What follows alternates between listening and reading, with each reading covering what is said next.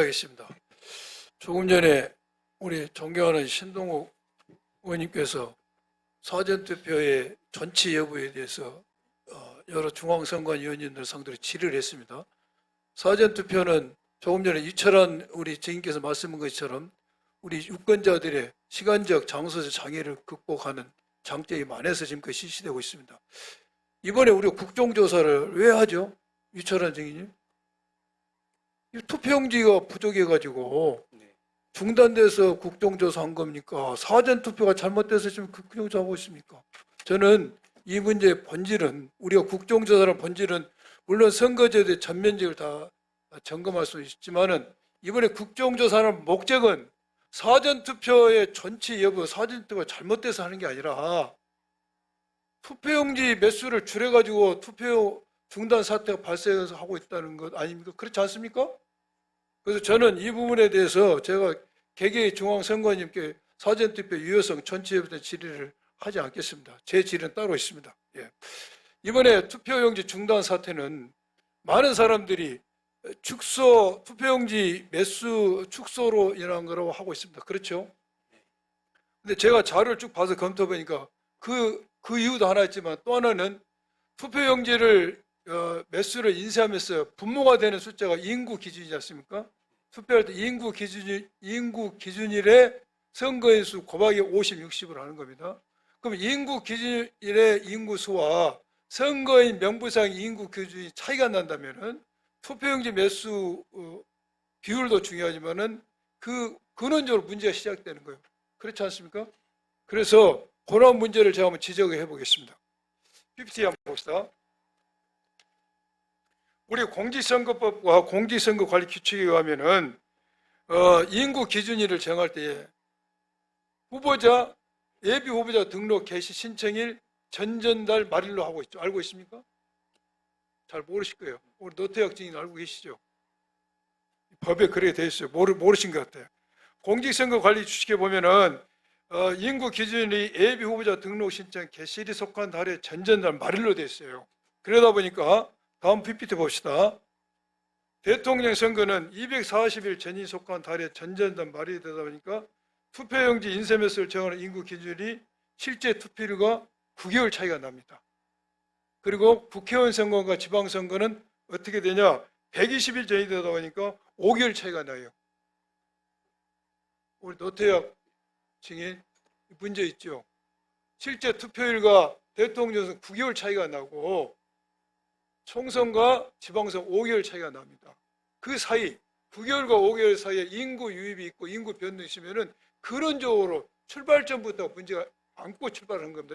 이 인구수 산정이. 그래서 이번에 지방선거는 이 관계 규칙에 하면은 2025년 10월 30일이 선거 기준이 됐습니다. 제가 잠실 사도 투표용지 부족 사태를 보니까 예상된 인재였어요. 잠실 사도는 2025년 12월 날 잠실 레비안 아이파크가 아파트가 준공이 됐고 잠실 뉴엘 아파트는 2020년 1월 준공이 됐습니다.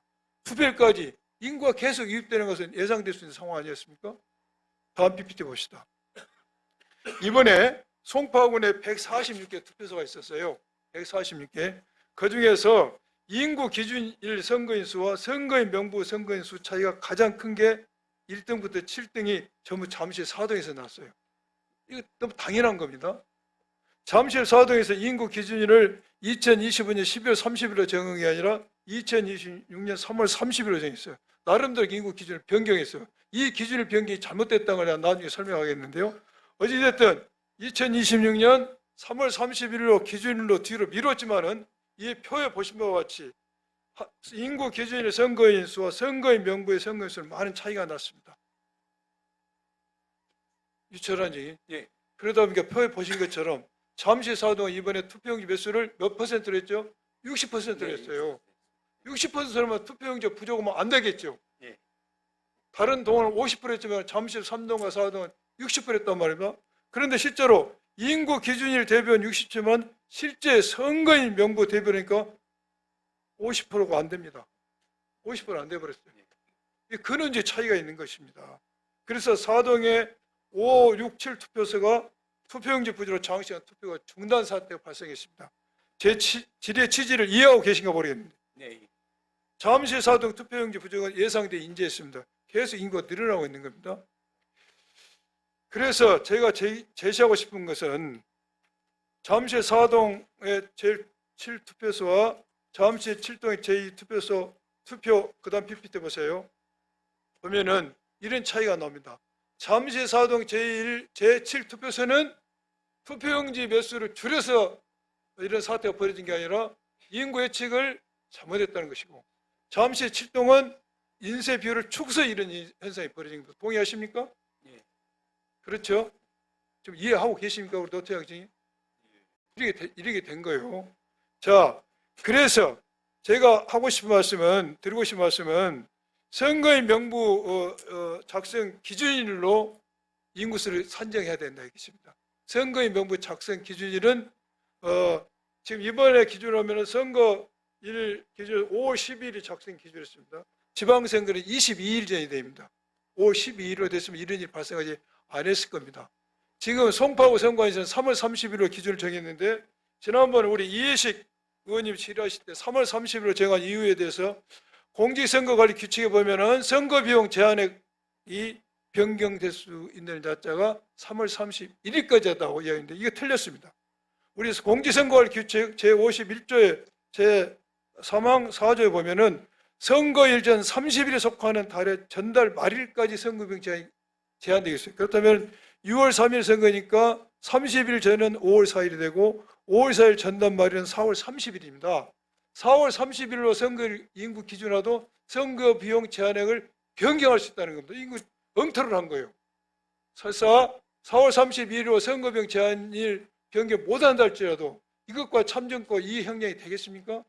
선거 명부 작성 기준으로 바꿔야 됩니다. 다행히도 오늘 제시한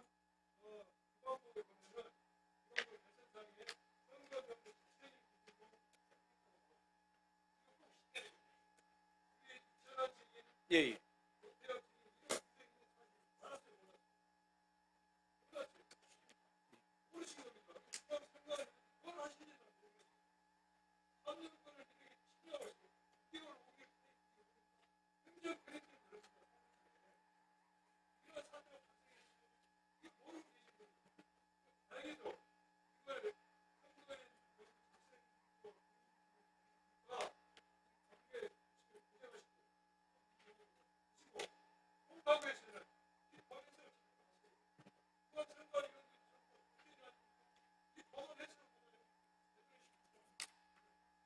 예, 수고하셨습니다.